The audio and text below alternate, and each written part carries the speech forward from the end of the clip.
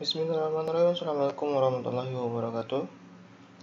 Nama saya Ahmad Ray Surya Suringgana, NIP 1B 019013.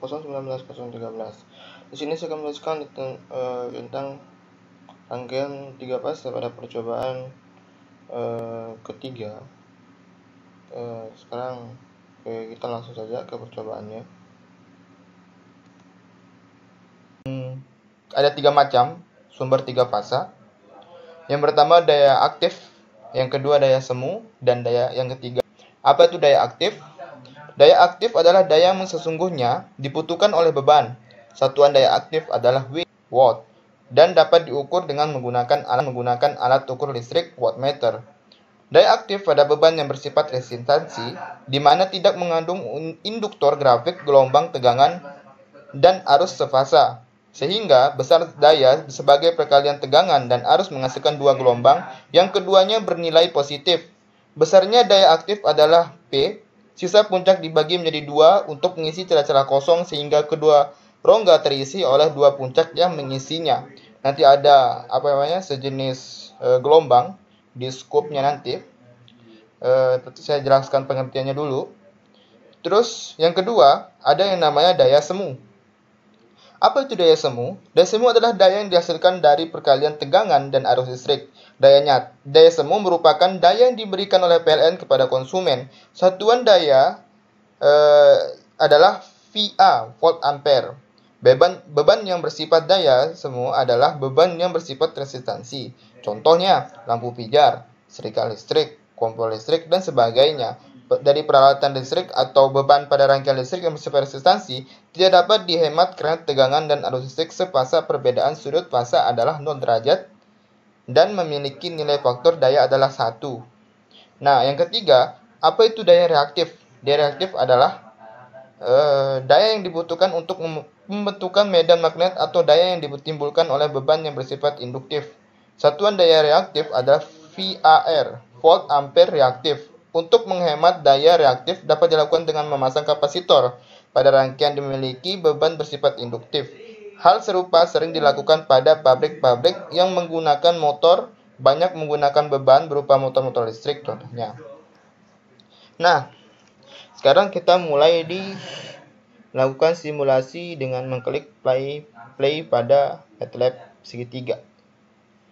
Yang saya akan berikan gambaran simulasinya. Oke, ini dia. Jadi ditekan dulu sambil menunggu. Oke, sedang dikompling. Tunggu sementara. Oke, sudah. Nah, ini dia. Ini merupakan gelombang yang dimaksud pada MATLAB. Tekan dulu. Oke, di sini bisa kita lihat. Di sini ada energi P kifar VABC IABC. Nah, menjelaskan alat ukur kalorimeter 3 fase secara umum. Nah, yaitu ada itu suatu listrik yang menggunakan 3 penghantar yang punya 3 tegangan gitu. Nah, kalorimeter ini merupakan suatu alat yang digunakan untuk menghitung gitu dari jumlah energi listrik yang digunakan dalam tegangan pada rangkaian listrik gitu. Nah, dan ini memiliki 3 penghantar gitu. Nah, sekarang masuk ke simulasi MATLAB. Nah, di sini bisa kita lihat. Nah, terdapat sumber tegangan 3 fase yang memiliki 3 output yang dimana akan masuk dari output A, B, dan C. Nah, pengukuran tegangan yang ABC ini pengukuran V, I dari 3 fase ini.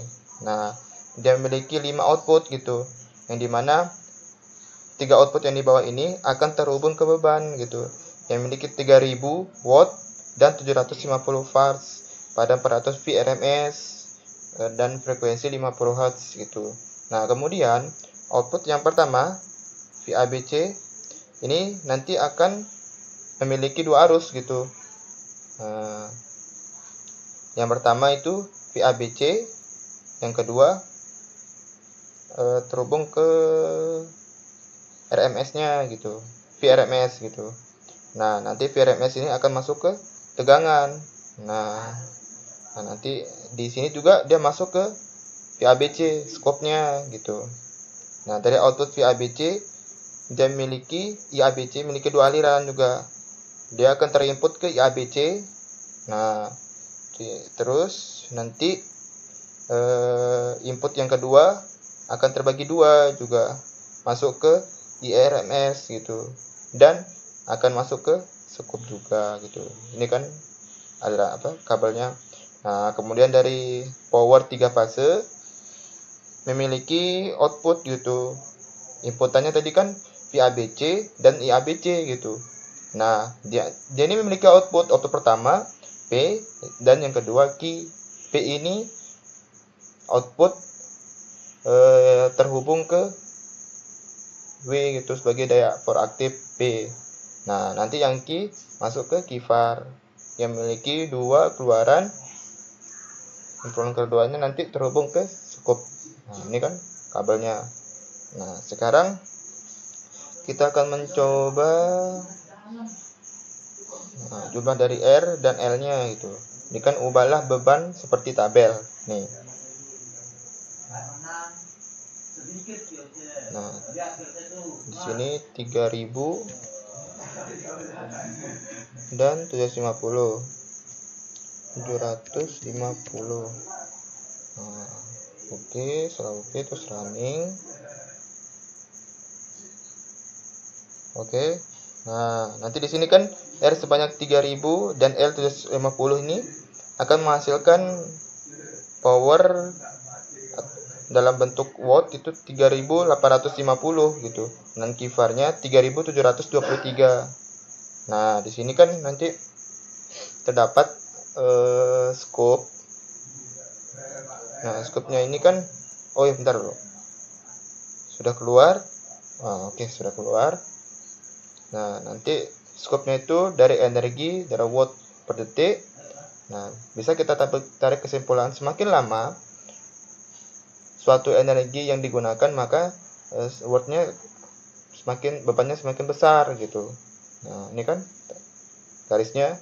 Nah, yang kedua P aktif, yang dimana nanti data awal dari P ini naik.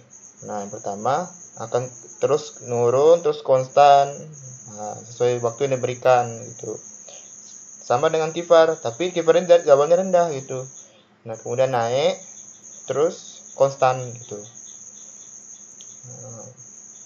Nah, lalu VABC dan IABC ini memiliki gelombang gitu. Nah, satu gelombang, lembah, gelombang, lembah, gunung, lembah, gunung, lembah gitu kan. Nah,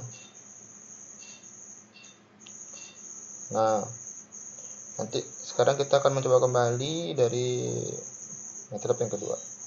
Tabel yang kedua. Nah, 3100 dan 760. Nah, 3100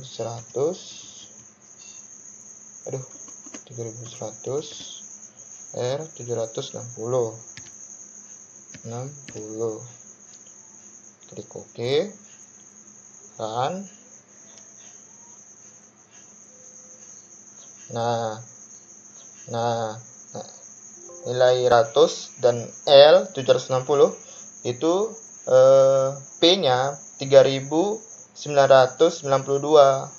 Nah, kifarnya 3825 gitu. Nah, dari semua data ini kan sudah ada nih tabelnya nih, udah ada.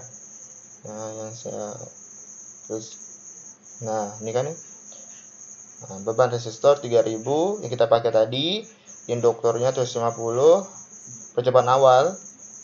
P daya aktifnya 3850, kifarnya 3723, energi 577,4, tegangan 400, arus 4,463 gitu. Ya. Nah, output 3100, yang kedua 3100, induktornya 720, reaktifnya 3952, kifarnya 3825, energinya 598,6, tegangan 400, arus 4,607 gitu. Begitupun semuanya gitu, sama gitu, 3200 10 kita taruhkan di bagian bebannya gitu. Di sini nanti kita ubah di sini. P-nya berapa, terus R-nya berapa, L-nya berapa gitu kan. Nah, sama saja gitu kan. Nah, tadi ini kan nominal ini VRMS-nya itu kan 400 nih, 400 kan. Nah, terus nominal fasenya itu VRMS-nya itu 400, terus frekuensinya 50 kan. Nah, di sini P-nya kita tinggal cuma ganti gitu. Nah, bebannya bagian bebannya gitu. Bebannya itu tadi kan 3000, saya ganti dengan 3100 pada tabel yang kedua. Dan terus L-nya itu 760 gitu kan. Nah, maka ketemulah hasil tabel yang ini gitu.